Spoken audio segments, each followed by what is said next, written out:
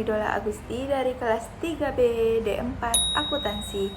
Pada video kali ini saya akan menjelaskan materi mata kuliah perbankan tentang SDB atau Safe Deposit Box dan bank garansi. Mari kita simak videonya berikut ini.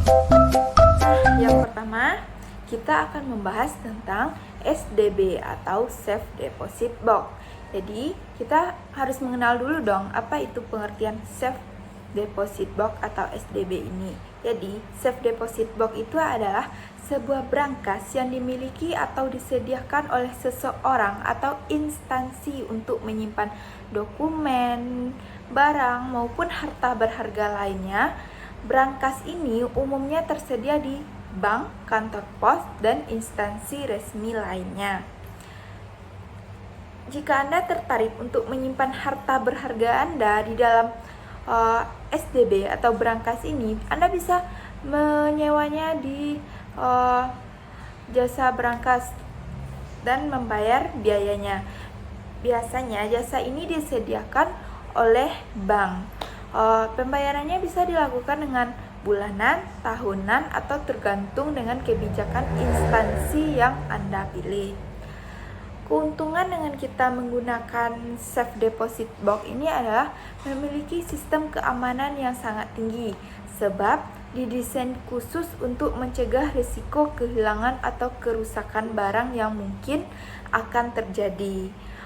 Keamanannya bisa dilakukan atau diperketat dengan menggunakan PIN, sidik jari, dan kunci keamanan ganda yang diberikan kepada kita, dan pihak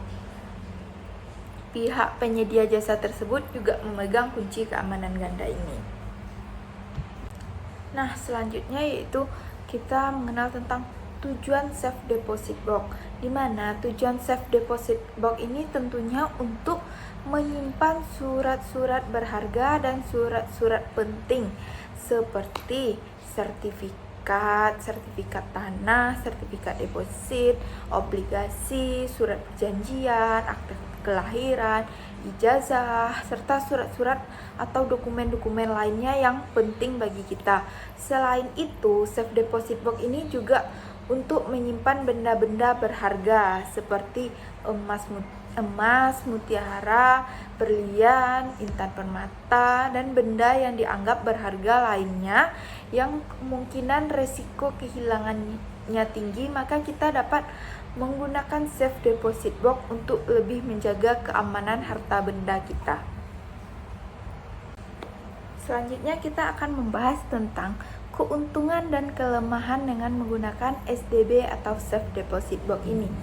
Jenis layanan Safe Deposit Box yang diberikan oleh sebuah instansi seperti bank, kantor pos, dan sebagainya tentu memiliki kelebihan dan kekurangannya masing-masing. Mari kita tengok apa saja kekurangan dan kelebihan dari SDB ini. Yang pertama yaitu kelebihan. Dengan menggunakan SDB ini, yang pertama itu membuka Safe Deposit Box ini sangatlah mudah. Yang kedua, sistem keamanannya terjamin tinggi. Dan yang ketiga, lokasinya terpisah dari rumah, sehingga bisa meminimalisir risiko kehilangan atau kerusakan. Sementara kelemahannya Safe Deposit Box ini adalah yang pertama, jumlah orang yang bisa mengakses Safe Deposit Box ini adalah terbatas. Yang kedua, Anda tidak bisa secara mendadak membuka Safe Deposit Box karena bank memiliki jadwal buka tutup. Yang ketiga, terdapat biaya sewa dan jaminan yang relatif besar. Yang keempat, memerlukan usaha lebih untuk membuka Safe Deposit Box karena jaraknya yang jauh dari rumah.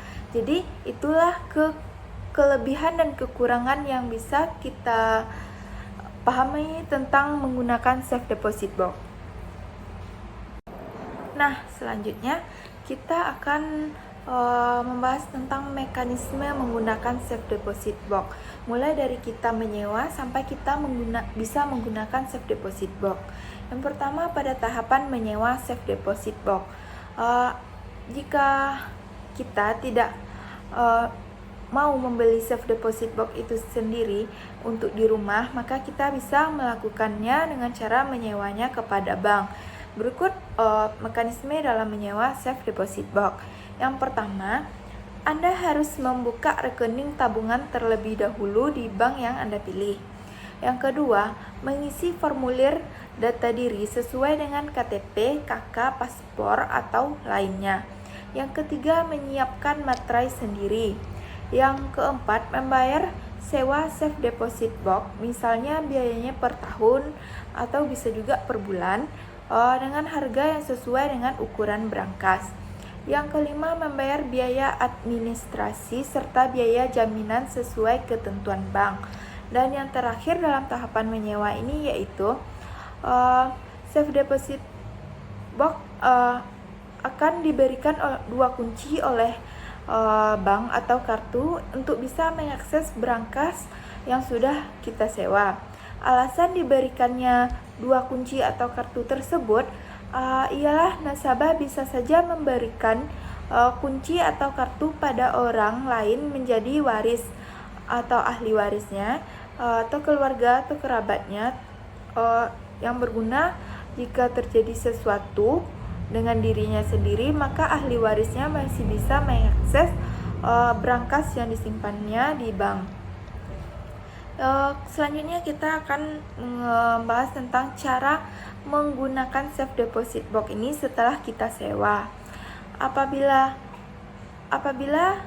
Anda atau kita telah resmi menjadi nasabah bank yang menyewa safe deposit box tadi dan mendapatkan kunci brankasnya, Anda dapat membuka atau menutup secara berkala brankas yang disewa kapan saja ketika diperlukan.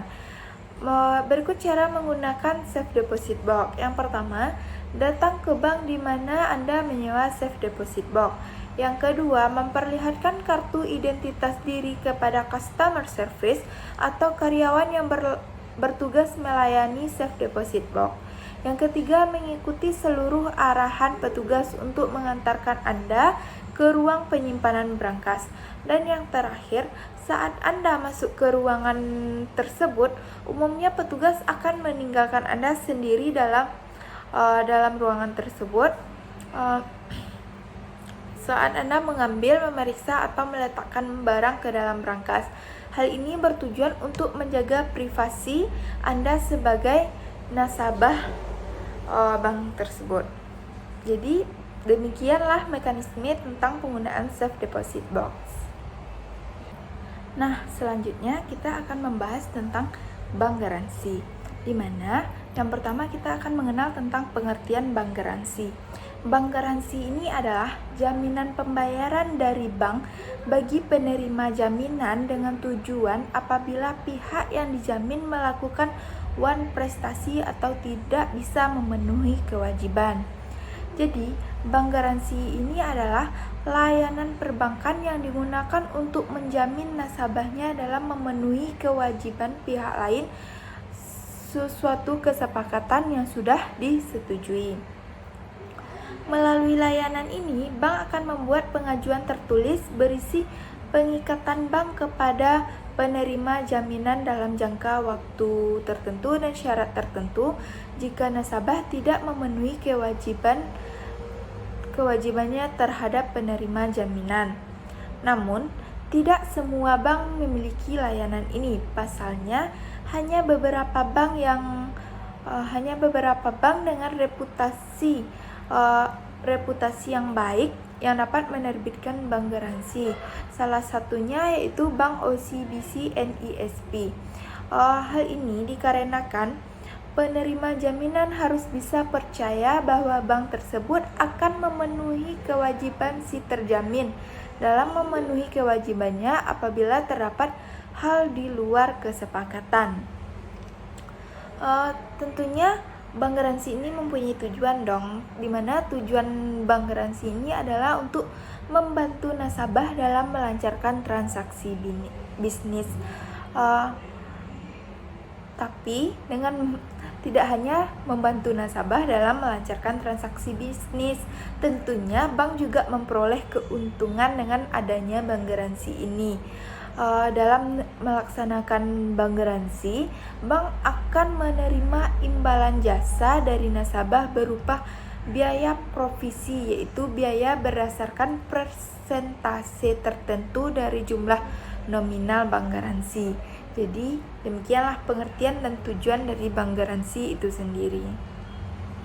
Selanjutnya kita akan membahas tentang manfaat dan fungsi dari menggunakan bank garansi ini.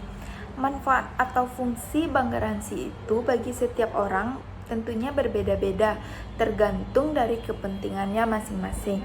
Namun, secara umum, manfaat fungsi bank garansi ini adalah yang pertama, membantu nasabah menegosiasikan kondisi kontrak agar bisa menjadi lebih baik dan menguntungkan. Yang kedua, sebagai upaya perlindungan terhadap penerima jaminan dari risiko komersial karena adanya ketidakpatuhan atau pelanggaran terhadap kontrak mitra bisnisnya.